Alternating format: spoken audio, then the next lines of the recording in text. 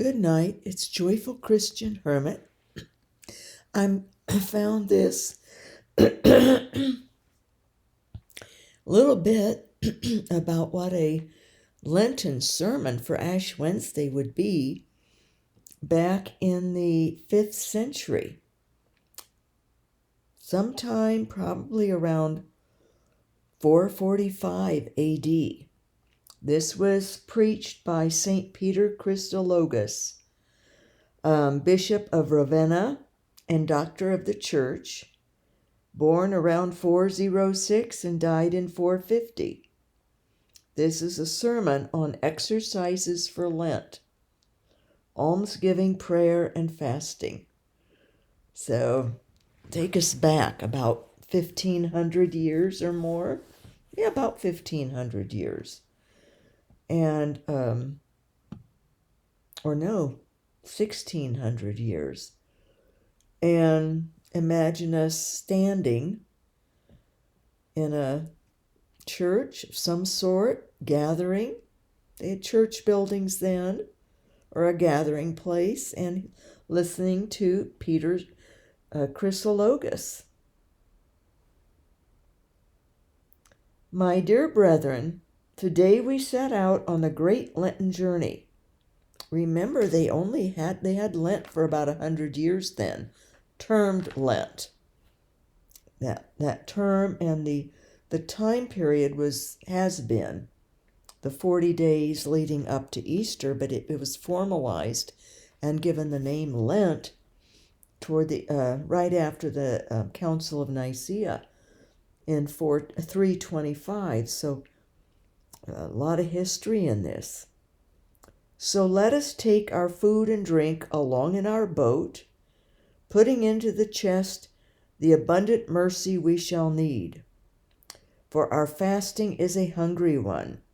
Our fasting is a thirsty one, if it isn't sustained by goodness and refreshed by mercy. Our fasting will be cold. Our fasting will flag if the fleece of almsgiving doesn't clothe it, if the garment of compassion does not wrap it around. Brethren, what spring is for the land, mercy is for fasting. The soft spring winds cause all the buds on the plains to flower. The mercy of our fast causes all our seeds to grow until they blossom and bear fruit for the heavenly harvest. What oil is to the lamp, goodness is to our fast. As the oily fat sets the lamp alight, and, in spite of so little to feed it, keeps it burning to our comfort all night long, so goodness makes our fasting shine. It casts its beams until it reaches the full brightness of self-restraint. What the sun is to the day, almsgiving is to our fast. The sun's splendor increases the light of day, breaking through the dullness of the clouds. Almsgiving together with fasting sanctifies its holiness, and, thanks to the light of goodness, dispels from our desires anything that could petrify, in short, what the body is for the soul. Generosity acts similarly for the fast. When the soul leaves the body, it brings about death. If generosity abandons the fast, it is its death. So we get the idea here, the same thing of it's, what love, what generosity, what warmth, what goodness, what purity of heart and mind and soul. Since in that video involving John of the Cross's schema for the soul, with the soul being above the body. During Lent, let us be aware that our soul, which consists of our intellect and our will, is over the body. The body comes from the soul. The soul supervises the body, in fact. our intellect and our will. Keep our intellect strong and our will strong. And then add in all the other aspects of who we are, our understanding of others and of situations, our loving understanding, in fact, our imaginations, our ability to see within and without images of goodness, of hope, of love, of offerings we can make. Our memories. Keep our memories positive. Bring up memories of all the good things that others have done for us and put that to use in doing good for others. Make new memories, new, beautiful, holy memories of kindness, of joy, of grieving with someone who's grieving, but then lifting them up out of it. Finding things that will help the person to feel loved and not so alone in their grief. With our emotions, let's work on having our emotions under control, but not hardened, but gladsome emotions, steady mood, that we can be an uplift to others and gladly obey laws, be obedient to employers, to spouses, one to the other, to parents, to friends. Do as they wish if it's okay, if it's decent, don't always have to have our will, our way. Go along to get along. And above all, please God. Have our demeanor, our emotional demeanor, pleasing to the Lord during Lent. Somebody has written and said that they are fasting from serious sorrow, serious sorrowfulness for Lent. So what a beautiful offering to God, an offering of praise, a thank offering, that we're able to change, that we can do things and give things. There's always things that we can give to others that doesn't involve money. Money's just one small, tangible little thing. Yes, everybody wants it, but we can do much more if we don't have money to give. And it's meaningful. Somebody could come and set my toilet when the bathroom's ready. What a gift that would be. Wouldn't have to. Thankfully, I've got another one, another toilet. I did save a toilet seat in case I needed to use a 5-gallon bucket in here, as I lived for 2 years on the island. And I am ashamed people in Nigeria or other countries don't have any plumbing, no toilets, no running water, no sink that they can turn one faucet knob and this way and we get hot and that way we get cold. So, it's always a perspective of what we can give and pray for in Lent. Our prayers, what we pray for others, can be both almsgiving and fasting. Fasting from hurried prayers or from prayers that are distracted, or prayers that we're not practicing silence and listening to God, or listening to the needs of others and what they want prayers for. It's fine for us to think of what we think they need to be prayed for about, what we see that they need or they ought to be, and we'll pray for that. But to actually observe and to listen from their perspective what they want us to pray for, or what they feel a need for. Amazingly, it might be totally different than what we think they need from our prayers, from God, that we're asking God.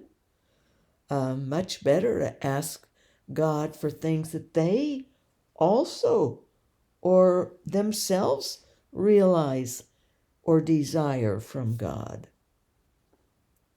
To learn total dependency on God is a huge prayer for all of us during Lent, and to totally trust in the providence of God, so that when injustices come along, which they do, especially if we're a hermit.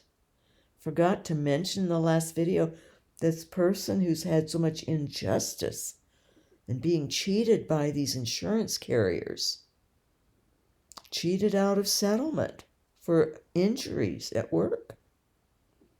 But he's a hermit. He or she is a hermit. And with that, God is going to form us. I forgot to mention that in a comment to the person, that once we're a hermit, we're in a different trajectory. And our financial assurance is not the game plan necessarily, other than dependency on God. And he may have us living on poverty level income and using up our savings, using up a modest inheritance, because the monthly doesn't cut it, because of all kinds of things, inflation for one thing. It affects everyone all over the world. But sheer dependency on God and knowing He will provide takes away any kind of stress, really, if we have that sense. And we know from experience, as I do, as a hermit of over 25 and a half years, that God provides. And I learned it before I took my vows. And we vow, if we do the full vow, including the evangelical counsels, poverty, obedience, and chastity or celibacy, poverty's there. Poverty of spirit, but also temporal poverty. And so God will form us, whether we're hermits or not, once we give ourselves to God. And He will teach us to get by with what we need, and to struggle even. He'll test us to see, if we can not react and let things go. Things that we cannot change. That wonderful serenity prayer, Lord, grant me the wisdom to know the things I can change, and to change the things I can. I guess it goes like that. And to let go of the others, and to know the difference between what I can change and what I can't change. It goes much better than my bungled version. My dad prayed that every day from age 46 to 86 or 85 and a half when he joined AA. So stopped drinking, boom, and never had another drink once he did it. So that's the serenity prayer that the Alcoholics Anonymous use. And it's a good one for anyone, for all of us. It's a good Lenten prayer, even. So just thought that was a good sermon by St. Peter Chrysologus, I think it is, or Chrysologus. I pronounce these names wrong. Sorry, St. Peter Chrysologus. But yeah, all the things, if we put mercy, put goodness, do all that we do, our praying, our fasting, and almsgiving, with much love, generosity, goodness, trust in God's providence, We can sometimes think, and it depends on our vocation.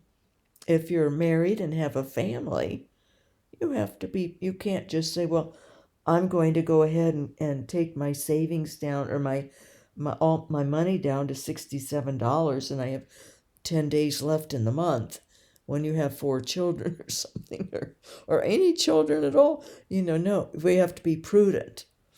But even within that, trust in God to provide other things, to provide. He's working with us. If we want to fast from deep suffering and sorrow, deep sorrow, not deep suffering, but deep sorrowing, too much sorrowing in life, God will help us. God wants us to succeed. So he wants us to be winners in his realm. We're his children. Think how we are. We want our children to succeed, and God is no different. So I thought this was could be a sermon for our times. The wording a little bit different, that's all. And of course, this has already been translated, and probably translated in a way that is more understandable to us. But even this, be full of brightness and self-restraint. Add goodness to our fast. Mercy. You find some of these other words. Make our fasting shine. Let its cast be of the fullest brightness of self-restraint. Have our almsgiving be as the sun is to the day, full of light, breaking through any darkness, any sense of concern that, I hope they'll use this in the way I want them to, or, that's a big thing with the soup kitchen that I tried to get the delivery people to overcome.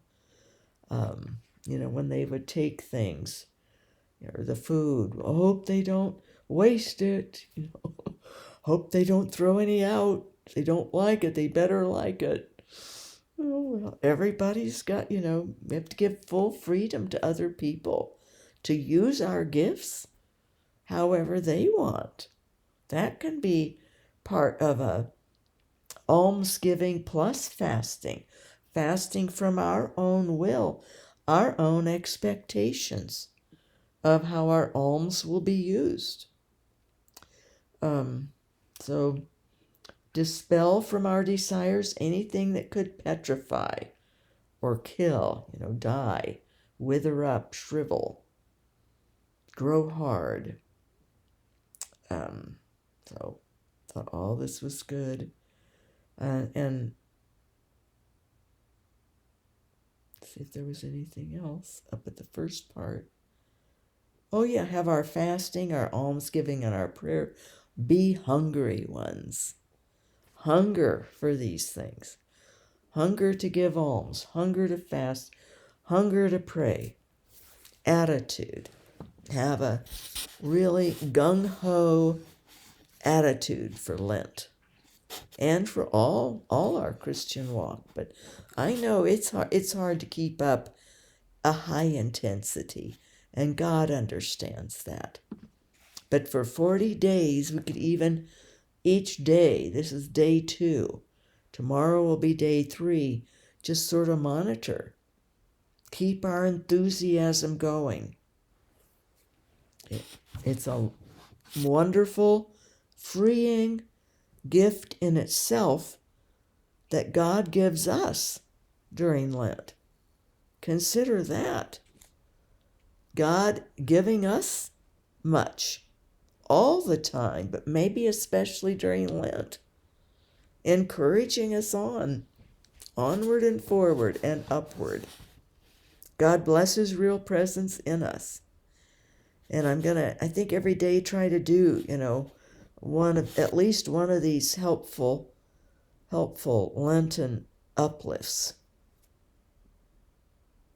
If God willing and body able, and inspirations just keep coming. Just everywhere I look and read, I read about the biblical background of hermits and found Lent aspects in it in one essay. So it's just everywhere once we open our minds, hearts, our souls, well, not our intellects and our wills and our soul, if we will to look and use our intellects to look for Lenten suggestions and encouragements, we'll find them and share them with others. Do share.